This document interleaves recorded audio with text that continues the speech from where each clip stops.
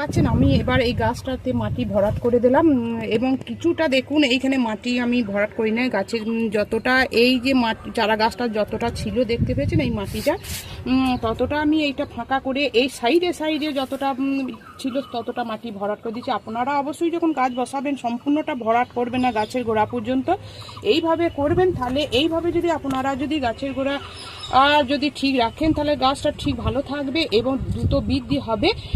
তাই আমি বলবো বন্ধুরা, আপনারা যে কোনো গাছ বসাবার আগে অবশ্যই আপনারা মাটি তৈরি করে তবে এই গাছ বসাবেন, তাহলে গাছটা দ্রুত বৃদ্ধি হবে, প্রচুর পরিমাণে ফুল ফল আনবে আর তাড়াতাড়ি খাবারটা গ্রহণ করতে পারবে।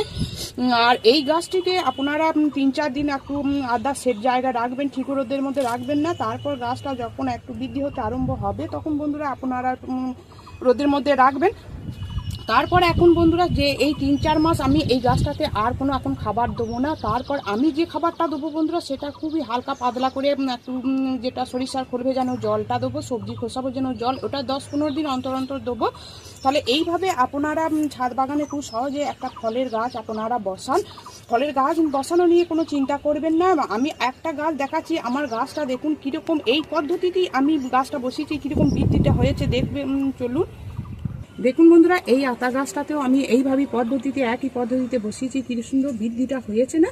তাই যে সমস্ত বন্ধুরা আমার ভিডিওটি এতক্ষণ ধরে দেখলেন নিশ্চয়ই ভিডিওটি ভালো লেগেছে। যদি ভালো লেগে থাকে তাহলে প্রচুর লাইক করবেন, কমেন্ট করবেন এবং সাবস্ক্রাইব করে আমার সবুজ বিলা ইউটিউব চ্যানেলের পাশে থাকবেন। আর অবশ্যই